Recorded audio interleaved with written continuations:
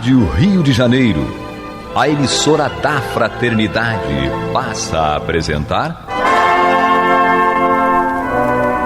Luz na Penumbra, programa que leva ao seu coração a mensagem da doutrina espírita.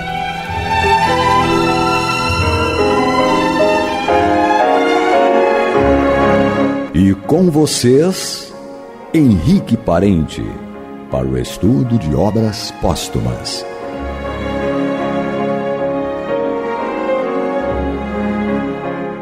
Amigo ouvinte, e aqui mais uma vez nos encontramos nos microfones da Rádio Rio de Janeiro para estudarmos Obras Póstumas, um livro tão importante e significativo que faz parte, de todo o escopo doutrinário.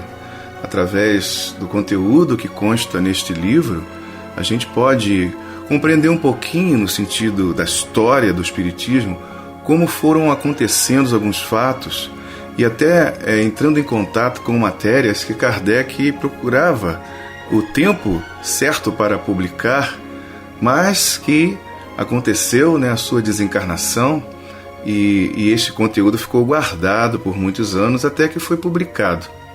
E hoje aqui estamos nós, mexendo nesse conteúdo, refletindo com ele e compreendendo a tarefa árdua, difícil, mas imensamente prazerosa para Kardec, realizar o que ele fez, a obra que ele desenvolveu junto com os espíritos superiores.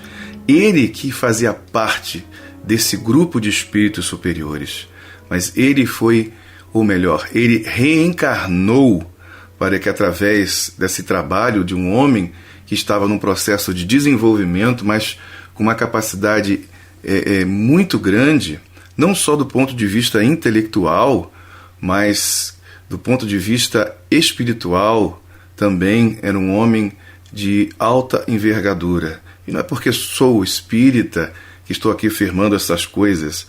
É só a gente passar pela história da vida desse homem, numa biografia mais profunda um pouco, que a gente vai perceber a pessoa que ele era. Quando nos lembramos que Henri Pestalozzi, o seu grande mestre no campo da pedagogia, lhe confiava o Instituto de Yverdon e ele ainda tinha 14 anos de idade, a gente percebe que ele não era uma pessoa que não tivesse capacidade para exercer tal função.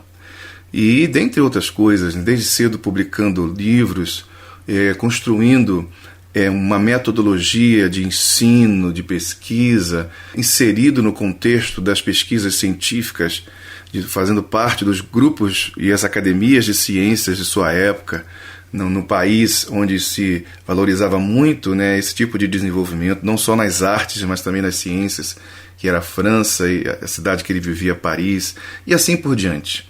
Não precisamos tecer aqui tantos detalhes, mas para a gente perceber que Allan Kardec, quando começa a realizar essa tarefa, quando lhe foi confiada pela espiritualidade mais alta, essa tarefa incrível e tão difícil, não foi à toa. Ele era o homem da atualidade em sua época, mas até diria ele bastante atual. Na verdade, ele ainda é um ser de vanguarda. A gente ainda não consegue compreender muito bem a figura de Kardec. Estamos ainda um pouco distantes, se me permitem, me desculpem, aqueles que possam não concordar comigo. Mas Kardec, como diz Herculano Pires, ainda é um grande desconhecido. Inclusive o Herculano Pires tem um livro que ele fala do espiritismo, e diz assim, o grande desconhecido.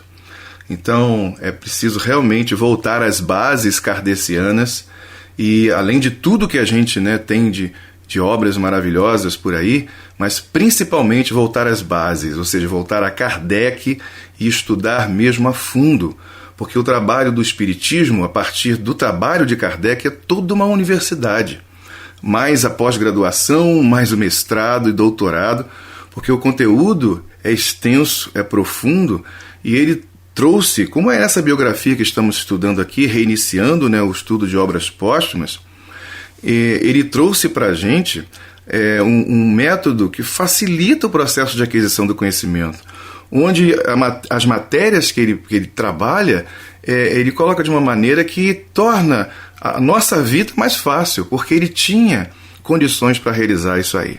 Então vamos nós, sem mais delongas aqui, iniciar esse estudo de Obras Póstumas. Eu me chamo Henrique Parente, estou aqui para pensar com vocês e entrar novamente em contato com esses textos e pensar em tudo isso, em toda essa gama de conhecimento que a doutrina espírita ou espiritismo faculta a cada um de nós quando a gente se empenha um pouco para poder compreender, mas não para guardar na nossa memória os textos, mas que a gente possa, a partir deles, olhar para o mundo de uma maneira diferente. Então, começando da onde eu parei na semana passada, né, quando a gente está falando da questão da reencarnação e termina com um texto falando a respeito de um tema que está no Evangelho segundo o Espiritismo, continua aqui o autor dessa biografia que apresenta aí, né, que fala da desencarnação de Allan Kardec. Trabalhador infatigável, sempre o primeiro a tomar obra e o último a deixá-la. Allan Kardec sucumbiu a 31 de março de 1869, quando se preparava para uma mudança de local, imposta pela extensão considerável de suas múltiplas ocupações. Diversas obras que ele estava quase a terminar, ou que aguardavam oportunidade de vir a lume, demonstrarão um dia, ainda mais, a extensão e o poder das suas concepções. E aqui a gente percebe o tom, né, do autor do texto aqui, em que ele começa a falar da personalidade de Allan Kardec, porque ele era realmente um trabalhador infatigável, como nós vamos perceber na continuação do texto. Morreu conforme viveu, trabalhando. Sofria desde longos anos de uma enfermidade do coração, que só podia ser combatida por meio do repouso intelectual e pequena atividade material.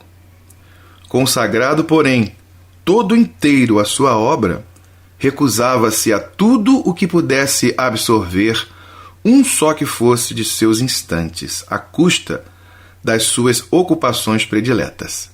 Quais eram essas ocupações prediletas, né? Senão o trabalho que ele realizava. Ele tinha imenso prazer em fazer isso, porque ele sabia que esse trabalho, esse conteúdo, iria realmente ajudar a humanidade inteira. Claro que à medida que as pessoas tomassem conhecimento disso, não para exaltar a pessoa do Allan Kardec, mas que pudessem, com isso, mergulhar neste conteúdo e aí sim elas encontrarem o equilíbrio de si próprias, compreendendo que a vida é um processo pedagógico, é um processo de desenvolvimento, de descoberta. É bom sempre lembrar que a palavra educação significa conduzir de dentro para fora, ou seja, algo que existe dentro de nós. Então, quando a gente pensa em palavras, por exemplo, como as que Paulo disse, né, que nós somos herdeiros de Deus e co-herdeiros de Cristo, faz com que a gente, faz sentido para a gente, em realidade, isso que Kardec propunha em relação ao desenvolvimento pedagógico, incentivando a educação, ou seja, conduzir um conteúdo que existe naturalmente dentro de nós, mas que precisa despertar para que a gente construa uma vida verdadeiramente melhor do que essa que estamos construindo até então. E aí continua aqui o texto. Deu-se com ele o que se dá com todas as almas de forte têmpera. A lâmina gastou a bainha. Como Kardec ele era muito envolvido com o trabalho, ele aos poucos foi fatigando este corpo. Agora, uma grande diferença entre você cansar o corpo se envolvendo com um projeto para auxiliar, ajudar as pessoas. Não é uma questão egoísta, né? O corpo se lhe entorpecia e se recusava aos serviços que o espírito lhe reclamava, enquanto este último, cada vez mais vivo, mais enérgico, mais fecundo, ia sempre alargando o círculo de sua atividade. Nessa luta desigual, não podia a matéria resistir eternamente. Acabou sendo vencida. Rompeu-se o aneurisma e Allan Kardec caiu fulminado. Um homem houve de menos na terra, mas um grande nome tomava lugar entre os que ilustraram este século. Um grande espírito fora retemperar-se no infinito, onde todos os que ele consolara e esclarecera lhe aguardavam impacientes à volta. A gente pode tentar imaginar uma situação, uma imagem como essa traçada aqui pelo autor do texto, do como esse homem era realmente aguardado na vida espiritual. Os espíritos superiores sabiam que ele iria desencarnar já há algum tempo, até os médicos. O espírito do Dr. Demer, que o conheceu e acompanhou durante a vida, que veio também a desencarnar como espírito, porque era um espírito também de grande envergadura, ele passou a ser um protetor, um auxiliar de Allan Kardec no plano espiritual. Ele recomendava repouso, cuidado, para que ele pudesse continuar o máximo possível na vida física, para poder adiantar o máximo possível das matérias que precisavam ser postas. Então, ele obedeceu, ele não era um indisciplinado, mas ele tinha uma grande paixão realmente pelo que fazia. Kardec, ele dormia pouco, ele dormia em torno de 3 a 4 horas por noite, mesmo no inverno, e trabalhava incansavelmente. Ele conduzia as pesquisas nesse campo e tinha contato com mais de 1000 grupos espíritas, núcleos que existiam à sua época, não só na França, em toda a Europa e fora da Europa. Ele organizava esse conteúdo todo, respondia a muitas cartas, dentro dos limites que era possível, e ainda desenvolveu esse trabalho gigantesco que é a construção da doutrina espírita. Então, realmente, o corpo foi aos poucos cansando, isso fora o que ele já havia trabalhado durante toda a sua vida como mestre, como professor, como pedagogo, Então, ele começou o trabalho espírita, a pesquisa e o seu desenvolvimento e aplicação através dos livros e das experiências já com 50 anos de idade. E foram mais ou menos 64 anos, ou 65 anos incompletos. Ou seja, durante quase 15 anos, 14 anos e pouco, ele trabalhou incansavelmente. Esse foi o tempo que ele teve para poder trazer essa obra imortal que é a doutrina espírita, que vai permanecer não porque nós somos espíritas e gostamos do espiritismo, não é nesse sentido, como sempre falo aqui, mas porque trata de uma lei, a lei da natureza, que é a noção mais profunda da nossa natureza espiritual, imortal, onde através da lei da reencarnação a gente vai despertando para essa consciência. Então é nesse sentido que a gente afirma que é uma obra imortal, que permanecerá para sempre conosco, assim como lá na Gênese, o próprio Kardec, falando a respeito do Consolador, naquela menção de Jesus no Evangelho, que o Consolador viria e permaneceria eternamente conosco. E Kardec explica para nós que o que permanece conosco não é uma pessoa física, como muitos podem pensar, mas é uma doutrina soberanamente consoladora, porque esclarece. Ou seja, à medida que a gente consegue compreender o conteúdo dessa doutrina, ela passa a fazer parte de nós e nos acompanhará pela eternidade. É mais ou menos isso, que Kardec fez com todo esse trabalho incrível e que ele deixou para a gente como um grande legado. Então, querido amigo ouvinte, os espíritos que haviam partido antes e que trabalhavam com ele no plano espiritual realmente o aguardavam ansiosamente para dar aquele grande abraço, porque ele estaria ali, sem o corpo físico, estaria como espírito e um espírito imensamente iluminado. Mas vamos mais avante no texto. A morte, dizia, faz pouco tempo redobra os seus golpes nas fileiras ilustres. A quem virá ela agora libertar? Ele foi, como tantos outros, recobrar-se no espaço, procurar elementos novos para restaurar o seu organismo, gasto por uma vida de incessantes labores. Partiu com os que serão os fanais da nova geração, para voltar em breve, com eles, a continuar e acabar a obra deixada em delicadas mãos. O homem já aqui não está. A alma, porém, permanecerá entre nós. Será um protetor seguro, uma luz a mais, um trabalhador incansável que as falanges do espaço conquistaram. Como na terra, sem ferir a quem quer que seja, ele fará que cada um lhe ouça os conselhos oportunos. Abrandará o zelo prematuro dos ardorosos, amparará os sinceros e os desinteressados, e estimulará os mornos. Vê agora e sabe tudo o que ainda há pouco previa. Já não está sujeito às incertezas, nem aos desfalecimentos, e nos fará partilhar da sua nova convicção, fazendo-nos tocar com o dedo a meta, apontando-nos o caminho, naquela linguagem clara, precisa, que o tornou aureolado nos anais literários. Já não existe o homem, repetímo-lo, entretanto. Allan Kardec é imortal, e a sua memória, seus trabalhos, seu espírito estarão sempre com os que empunharem forte e vigorosamente o estandarte que ele soube sempre fazer respeitado.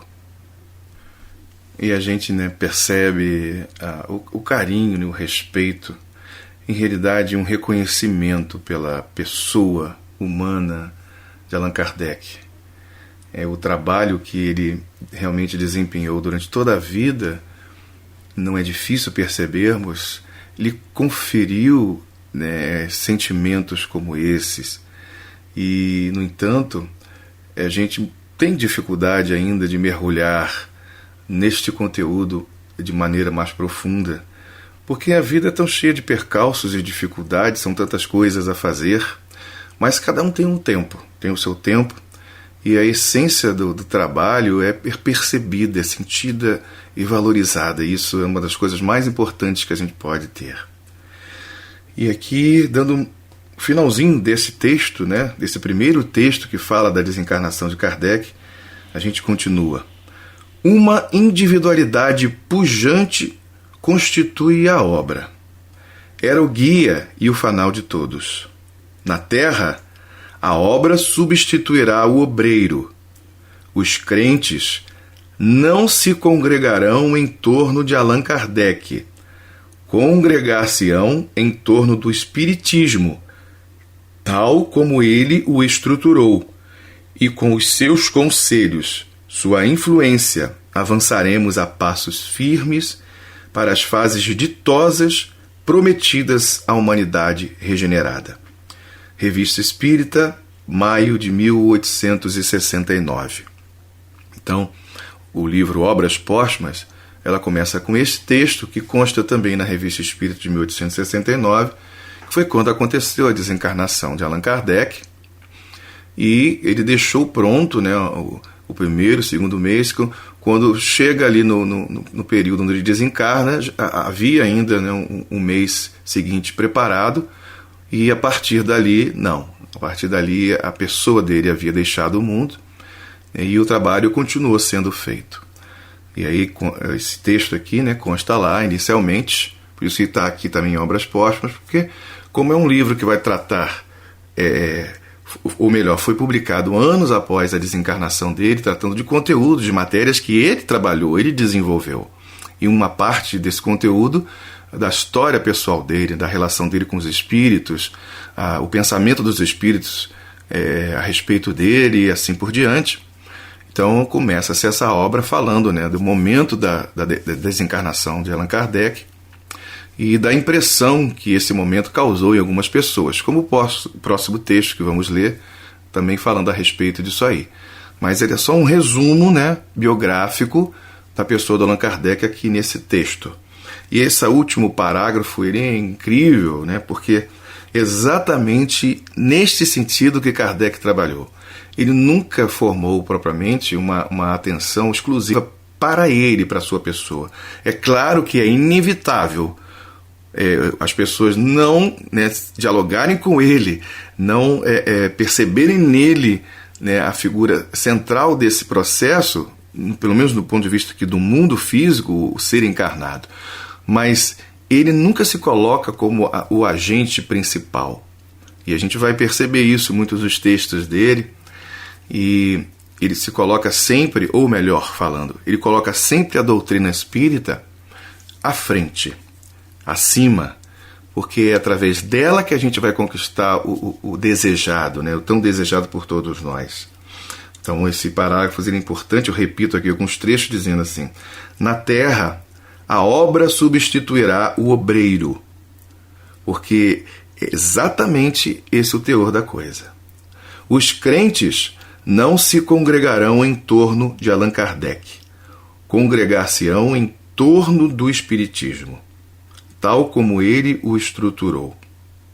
E isso é uma grande verdade.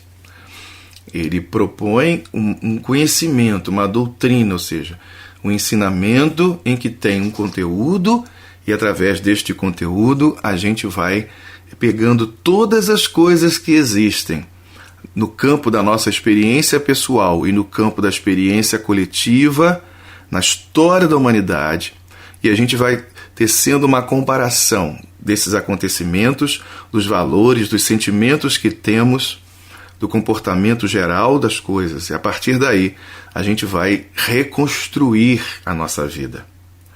Então, é uma matéria, uma filosofia, começa nesse sentido, né? A proposta inicial sempre foi essa, por isso que começa com o Livro dos Espíritos, que é um livro escrito sobre essa estrutura filosófica da pergunta e da resposta, chamada filosofia clássica, onde há uma pergunta e espera-se uma resposta. Quando a gente percebe, na leitura do Livro dos Espíritos, que há uma pergunta inteligente, é lógico que também isso atrai uma resposta inteligente. Então, Kardec, ele não faz uma pergunta pensando somente na sua própria curiosidade. É um homem que, por estar sempre ligado à coletividade, sempre interessado e trabalhando no caminho da educação, então era alguém que estava acostumado, né, a lidar com as pessoas e perceber as suas dificuldades. E era um homem muito experiente.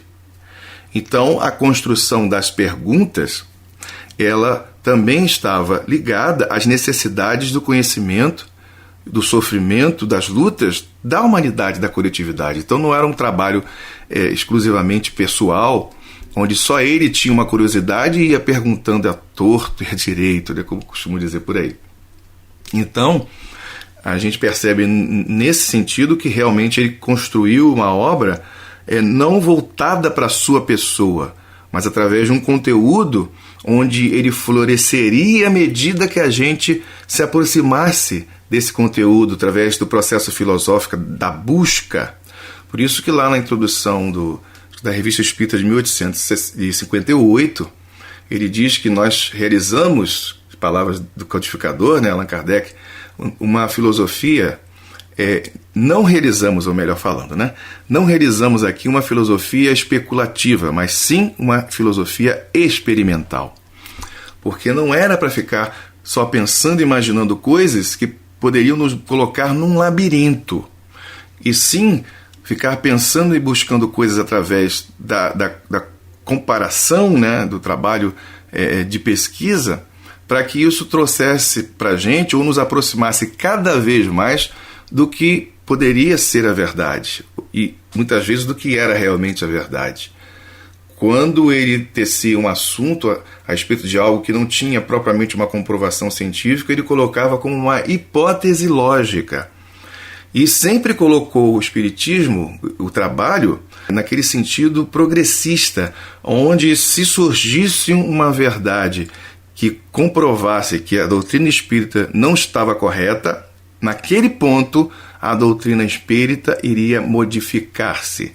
Então sempre esteve aberto nesse sentido. Mas isso não quer dizer que ele, né, no caso, e os espíritos superiores construíram algo volúvel, algo que, de acordo com o pensamento de cada um, ou dos espíritos desencarnados, que através de médios poderiam, né, dizer coisas e verdades e muitas verdades, que na verdade muitas vezes não tem nada de verdadeiro, se aproveitam, né, da invigilância do médium e da credulidade das pessoas para poder dizer coisas que não são muito verdadeiras. Misturam verdades com mentiras. Como o próprio Kardec, lá no livro dos Médiuns, ele nos orienta no sentido dos espíritos pseudo-sábios. Os pseudo-sábios são aqueles espíritos que eles têm conhecimento, mas eles têm muito mais orgulho. Então eles misturam verdade com mentira. E falar uma mentira para eles, diz Kardec, é um passaporte. Apenas um passaporte para atingir o seu objetivo maior. Então, são os espíritos pseudo-sábios. Eles são mais vaidosos, orgulhosos do que propriamente maus. Mas o que eles fazem, claro, não é uma coisa boa, né? Mas, querido amigo ouvinte, vamos ficando por aqui. Isso é papo para outras conversas e nós continuamos aí num outro dia. Muita paz a todos. Você está ouvindo o programa Luz na Penumbra.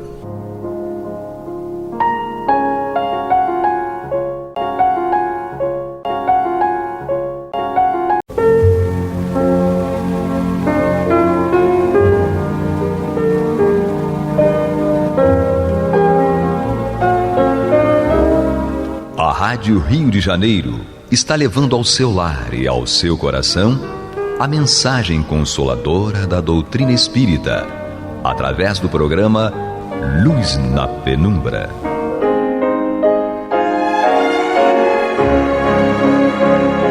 E com vocês, Antônio de Pádua Barbosa, para comentar o Evangelho segundo o Espiritismo da obra codificada por Allan Kardec.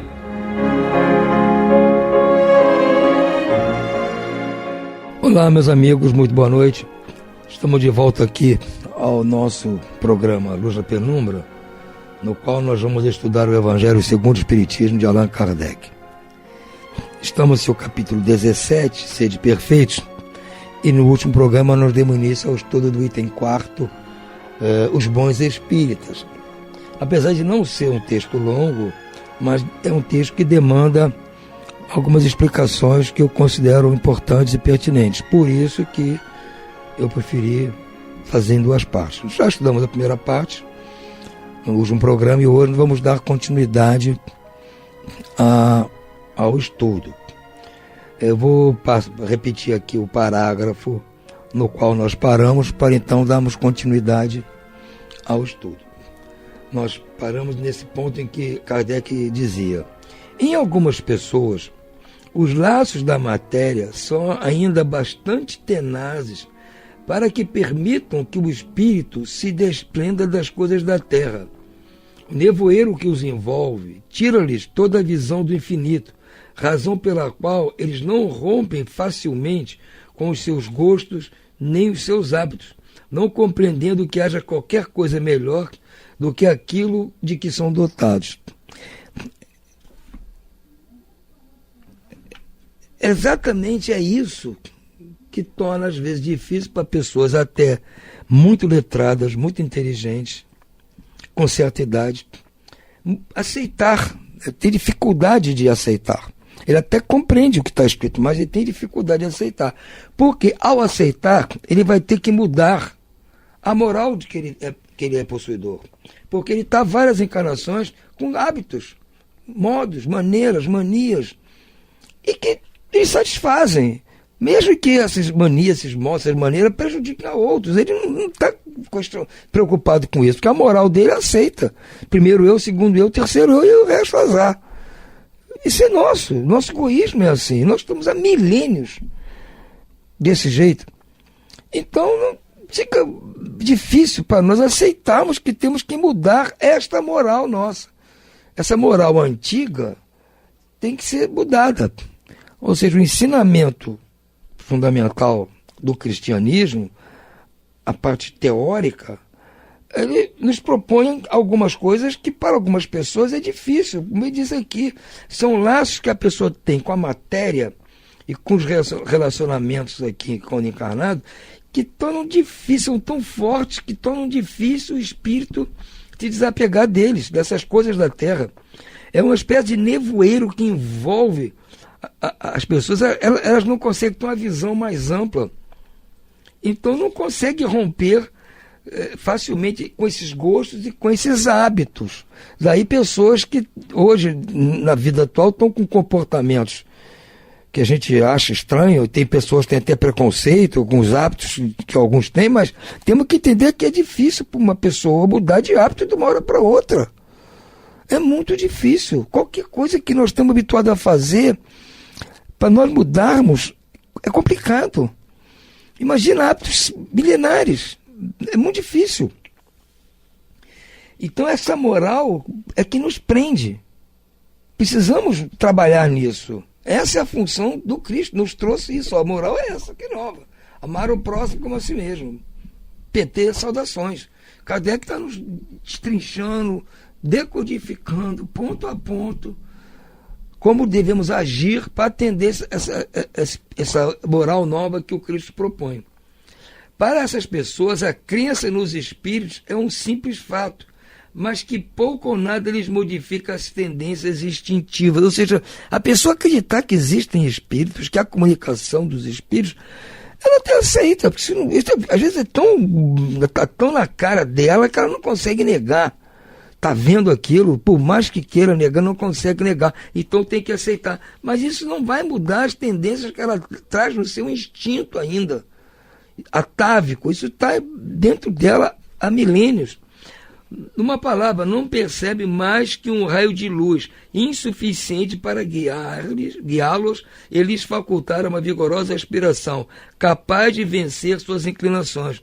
Eles veem só as coisas por uma fresta, eles não conseguem ver todo o panorama. Prendem-se mais aos fenômenos que à moral. Ele está falando de espíritas, preste atenção, não está falando dos outros. Está falando dos espíritas, nós. Então, são espíritas que ele está falando. Está falando e quem já acredita nos espíritos, na comunicação dos espíritos, nas manifestações, as pessoas acreditam nisso. Mas isso não faz com que elas mudem a relação à sua moral ainda.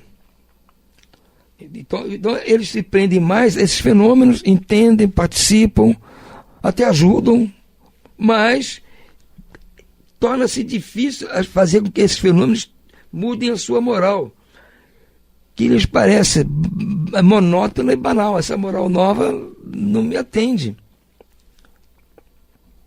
Pedem incessantemente aos espíritos que os iniciem nos novos mistérios, ou seja, estão sempre buscando novas coisas da parte espiritual.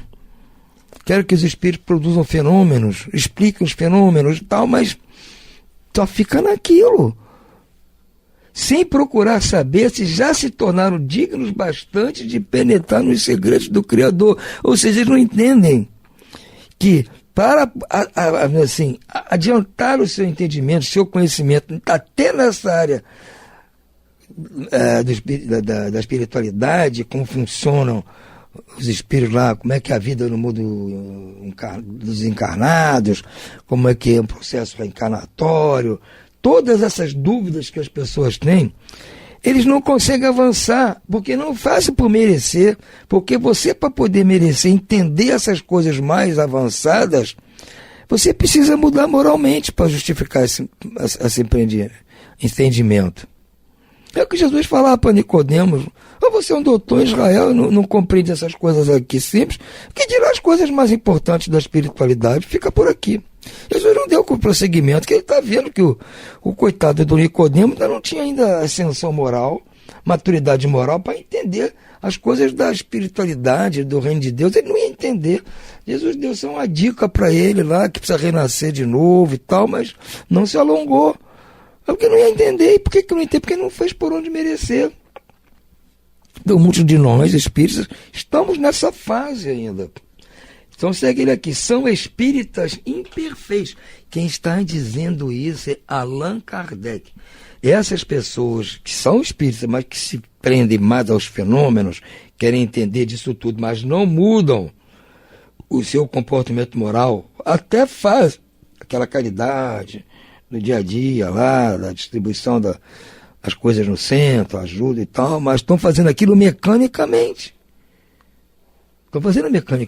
Então são espíritas imperfeitos, alguns dos quais ficam a meio do caminho ou se afastam de seus irmãos de crença recuam diante da obrigação de se reformarem, ou então guardam as suas simpatias para que os compartilham de suas franquezas ou de suas prevenções. Então, quando a pessoa sente que já está no processo, mas que para avançar vai ter que fazer uma mudança moral, ela começa a sentir dificuldade.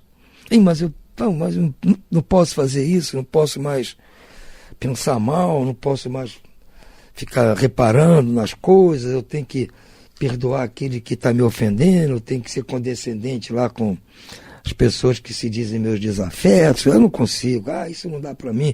A pessoa acaba desistindo. Desiste, está aqui. Pedem incessantemente aos espíritos que iniciem novos mistérios, sem procurar saber se já se tornaram dignos de penetrar nos segredos do Criador. São espíritas imperfeitos, alguns dos quais ficam a meio do caminho ou se afastam de seus irmãos de crença, porque recuam diante da obrigação de se reformarem. Se afastam do grupo de espíritas. Por quê? Porque eles recuam diante da obrigação de se reformarem. Não adianta você entender tudo da ciência espírita e não se reformar. Você acaba se incomodando, ficando que nem tivesse com uma roupa vestida do avesso, incomoda. Ou então guardam as suas simpatias para os que compartilhem de suas fraquezas ou prevenções. Ou então formam grupos novos. Vocês estão cansados de ver aí grupos dissidentes. Por que se formam grupos dissidentes? Porque eles não estão preocupados em mudar moralmente. Estão preocupados com os fenômenos, com tudo isso que é muito fácil de entender. Muito fácil de entender que tem que participar da distribuição de cesta básica no centro. Isso não é difícil de entender. Não é difícil de entender que recebe uma mensagem psicografada. Não é difícil de entender. Ler todos os livros de espíritos que mandaram para isso. Não é difícil de entender. Mas na hora que tem que confessar o Cristo, como nós vamos estudar mais adiante no capítulo mais para frente, aí complica. Aí acha que o espiritismo está atrasado, que não está avançado, tem que modificar algumas coisas, né? Começa a dizer que Kardec é preconceituoso, começa a inventar moda. É aquele que não quer se reformar, não quer mudar moralmente, não quer fazer a sua reforma. É Kardec que está dizendo, não é o Antônio de Pádua que está falando, é o Kardec, estou lendo o que está aqui. A aceitação do princípio da doutrina é o primeiro passo que lhes tornará mais fácil o segundo, em outra existência. Então, aceitar essas coisas básicas do espiritismo é o primeiro passo. Muito bem, está ajudando. Então, numa outra existência, isso vai ser útil. Porque ele não vai ficar em duas existências com esse pensamento, que os espíritos amigos dele vão acabar conversando com eles e olha, não dá, amigo, você tem que mudar moralmente. Você já está todo por dentro do mecanismo espiritual, agora tem que pôr em prática a sua reforma moral. Já ganhou uma encarnação aqui estudando isso, vida que segue. Agora na próxima você vai botar para frente. Pode ser até que seja o nosso caso, não sei. Nós, talvez em outra encarnação, já estivemos estudando isso e estávamos no mesmo caso. Agora chamaram para nós e falaram, tem que mudar, bicho. Você tem que procurar mudar aí. Seu jeito, mudar suas manias, seus vícios, tem que tirar isso fora. Então voltamos. Pode ser que não seja a primeira vez que sejam envolvidos nisso. É bem provável, aliás. Aquele que pode ser, com razão, qualificado de espírita verdadeiro e sincero, agora vem aquela frase clássica, né? Aquele que pode ser, com razão, qualificado de espírita verdadeiro e sincero, se acha em grau superior de adiantamento moral. Então, aquele que vai ser qualificado como espírita verdadeiro e sincero, ou seja, Kardec ainda não qualificou quem é o espírita verdadeiro e sincero. Então, que aquele que vai ser qualificado como espírita verdadeiro e sincero se acha num grau superior de adiantamento moral. Não é o Antônio que está dizendo, é Kardec. Quer dizer, aqueles que aceitam que tem que se transformar moralmente estão num grau de adiantamento moral superior que os outros. Está aqui escrito.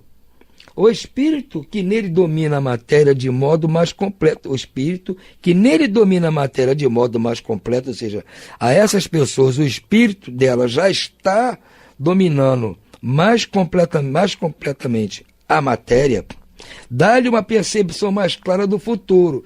Então essas pessoas que já o seu espírito já está dominando a matéria mais facilidade, dá a elas uma visão mais clara do futuro.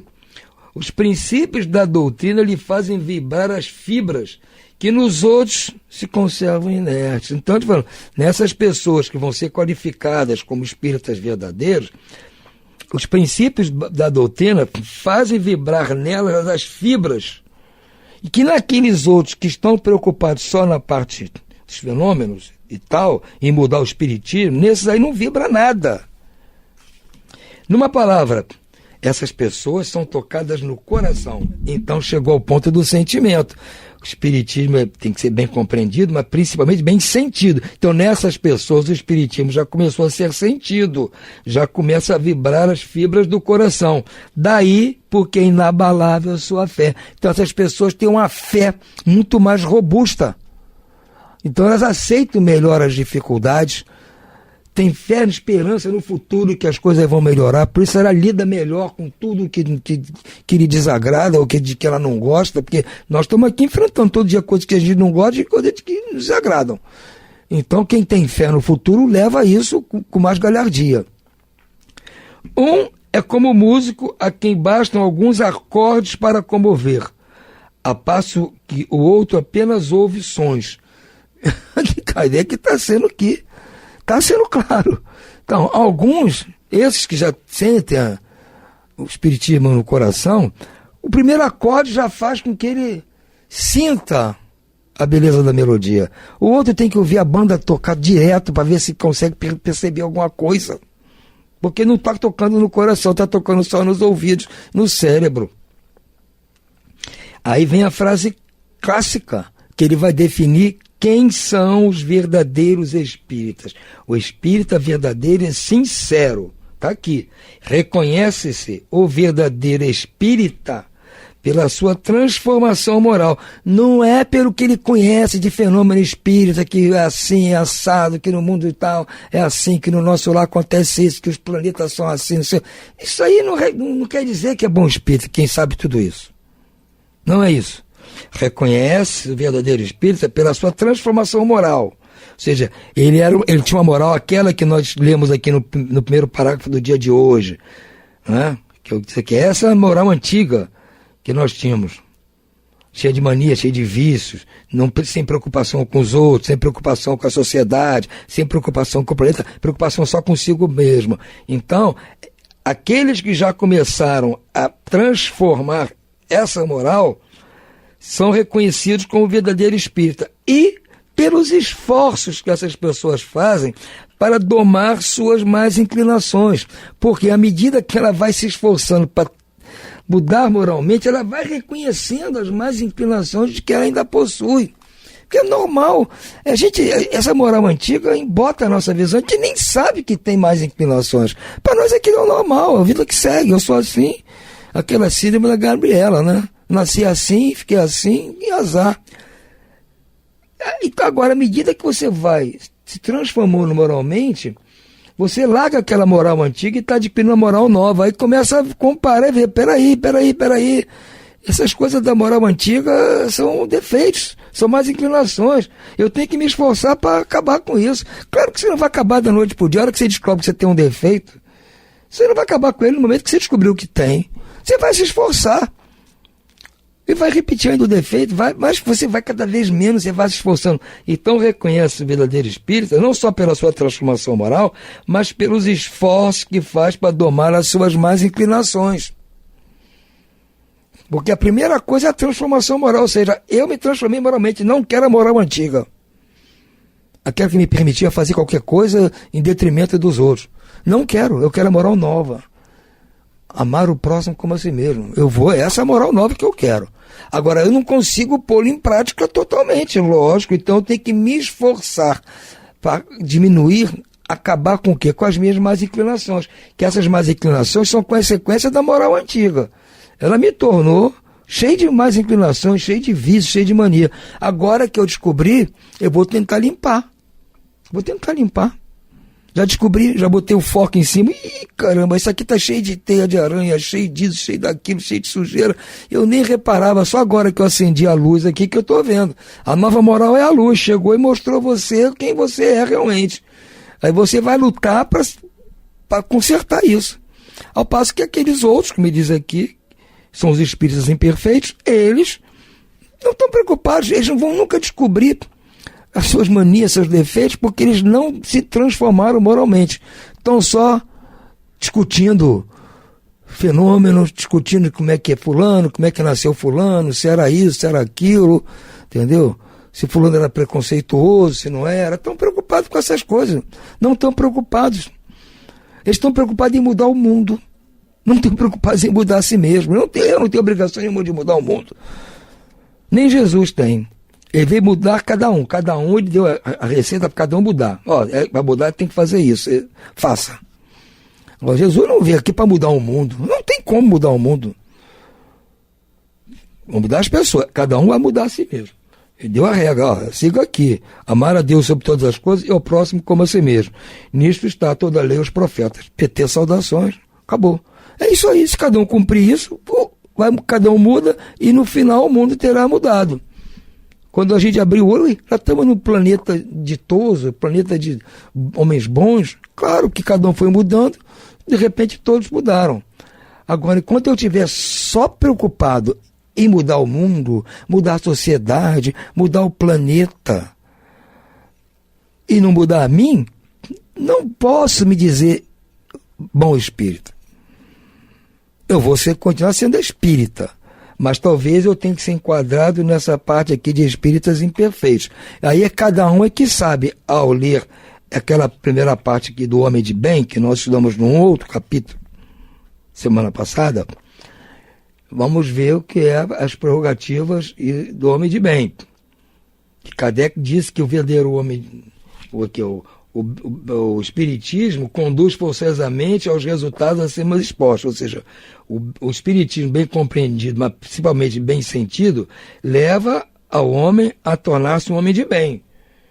Então, quiser saber como é que eu tenho que ser, qual é o objetivo, vamos ler de novo o item 3, homem de bem. E aí, me esforçar para me tornar um homem de bem. E mesmo que eu não entenda nada de fenômeno, que eu nem acredite, não importa, em reencarnação, não interessa, não acredito em espírito, nada, mas se eu me transformar em homem de bem, eu estou me esforçando. E se eu, além disso, estudar o espiritismo, eu vou ser um espírita de bem, um bom espírita, como diz Kardec aqui, ou um espírita verdadeiro. Gente, é Allan Kardec. Se há dúvida quanto ao que eu estou falando aqui, basta ler aqui, item 4 do capítulo 17. Simples. Não é o Antônio. O Antônio é só um repetidor aqui. Estou há 23 anos aqui repetindo isso. Não escrevi nada disso, não tenho a menor capacidade de escrever isso, de concatenar esses pensamentos, essa maneira de explicar. Eu não tenho. Kardec tem. E botou aqui. E eu estou tentando entender com a ajuda dele, já li isso aqui, sei lá, centenas de vezes. Então já fiz o meu conceito, meu modo de entender. Alguns podem achar que está errado. Tudo bem. Eu aceito. Conversar comigo e dizer, Antônio, você está errado. Você entendeu mal. Tá bom. Mas, por enquanto, eu continuo com o que eu estou achando. Espero que vocês compreendam bem também e sintam, principalmente, o que é o Espiritismo. Por hora ficamos por aqui. Muito boa noite e muita paz.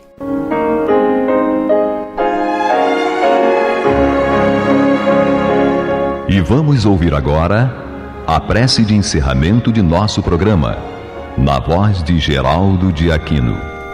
Jesus, dá-nos coragem para a luta, piedade para os insultos e misericórdia para as injustiças e ingratidões. Limpa nossa alma de inveja e ambições mesquinhas, de ódio e de vingança o nosso caminho. E que dentro em pouco, ao recolher-nos de novo ao calor do nosso leito, para que o sono nos dê a paz e o esquecimento das tristezas humanas, possamos sentir, Senhor, no mais íntimo de nosso ser, a doçura indefinível do Teu amor e a grandeza incomparável da Tua divina presença. Que assim seja.